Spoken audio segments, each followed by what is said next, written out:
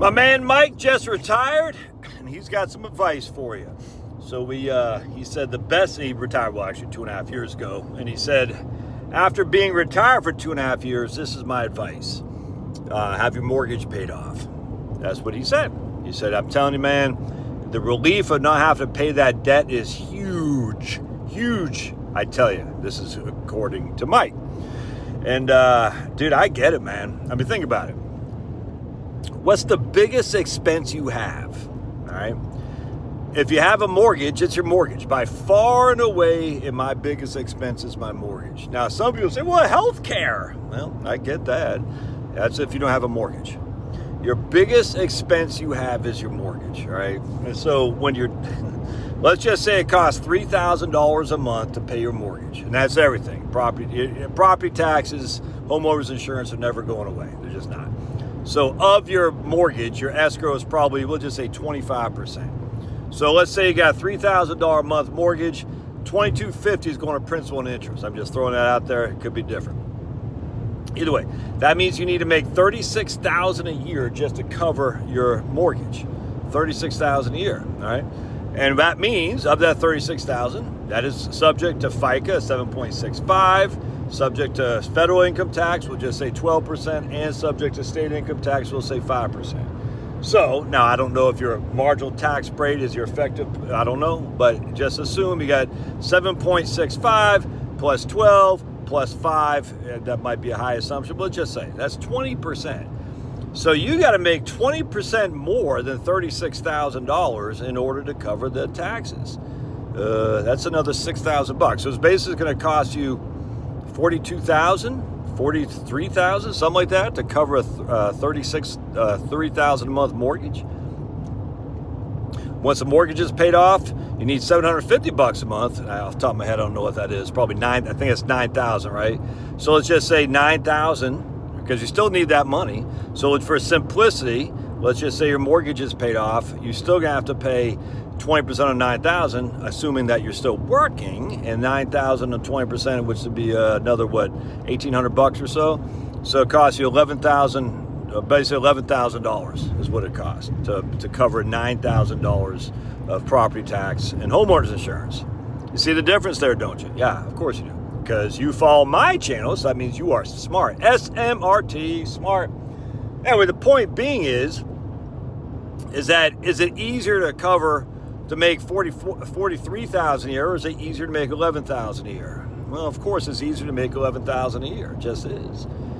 And so that means you have that much less to cover in retirement. Pretty interesting, is it not? Now, should you go ahead and pay off your mortgage now? I get this question all the time. A lot of times I'll say the answer is no, and a couple reasons for that is, one, if you're only paying, I guess many people only paying 2.5 on their mortgage interest rate, and their interest is so low, not only the interest, but the actual amount of interest that they're paying is so low, it's hard to justify moving $100,000, and you're getting $2,000, we'll say $3,000 a year on that of interest, a risk-free essentially, just assuming you get a CD, to pay off a mortgage, which is only cost you from an interest perspective, I'll say $1,000 a year. And again, a lot of people have interest rates so low and they don't have a whole lot of debt on it anyway. It's hard to justify that. Essentially, if you can have your interest covering your mortgage payment, or pretty doggone close, I would not pay off my mortgage. But if you're like your old buddy Josh, whose mortgage is quite high and the market's taking a nice run, yeah, man, that might not be a bad idea to sell some stocks that are up to pay off your mortgage. A guy just emailed me yesterday, as a matter of fact, in Right Capital. I can't remember if he's a client of mine or not, but he's like, why is it, my tax is so high on a capital gain tax? And looked at his Right Capital. I said, well, because you're basically paying off your mortgage next year, and you're using your brokerage account, and I think you had a bunch of money in ExxonMobil, I think at a low-cost basis. I said, basically, you're selling your ExxonMobil stock in order to pay off your mortgage, and that's going to cost you a tax hit for the capital gain. Anyway, and so should you do that? That's a tough one there, man. I mean, it really depends on what your mortgage is and whatnot, but if I had a pretty significant up and a pretty significant mortgage, I probably would. If I could live off the gain and pay off my mortgage and still retain a bunch of my principal, That's a pretty good strategy. I mean, essentially you're saying, in this case, ExxonMobil stock can be used to pay off the man's mortgage. So his purchase of ExxonMobil, for simplicity, 20 years ago, is now the equivalent of his mortgage, his entire mortgage, and he still owns his initial principal he put in. And that's not a bad thing, man. You see what I'm saying? Why are you slowing down there? I'm just driving back from Auburn. Had to take Kevin back to ski, because Kevin's like, ski in the summertime. He's got no class. Got my Chris Barfield shirt on. One of my favorite shirts, actually. I just love it. I love this shirt. I love that. It's not cotton. It's that polyester. Polyester crushes, man. I love it.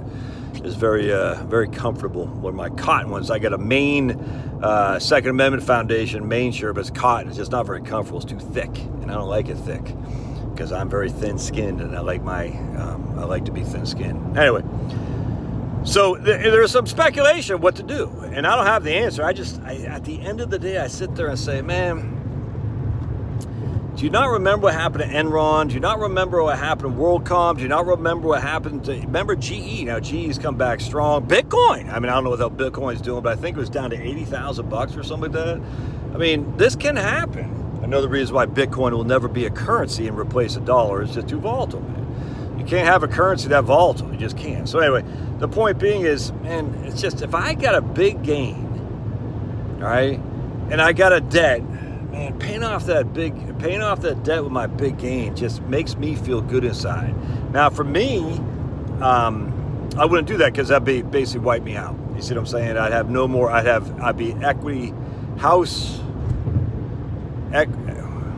poor, cash. Whatever the hell it is. I'd have a lot of equity, but I wouldn't have a lot of liquidity, and that's not good, man. That's not good. I mean, look, I've made so many mistakes. Uh-oh, getting ready to get back in Georgia. Ready?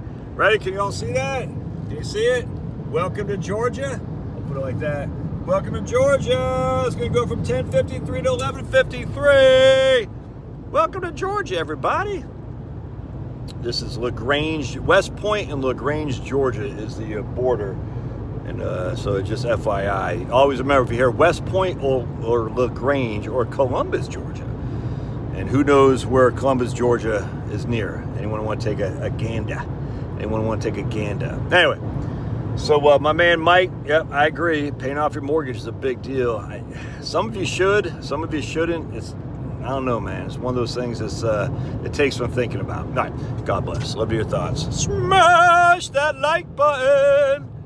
Let's see, West Point Lake, West Point Pine Mountain, but I'm looking for one name and one name only. Is Troup County or Troup County? I don't know how you say it down here, but right, Columbus, Georgia, down this way there's a big, I guess we don't see a sign for it. I was going to share the sign with you. But I don't see it. All right, God bless. We'll see you.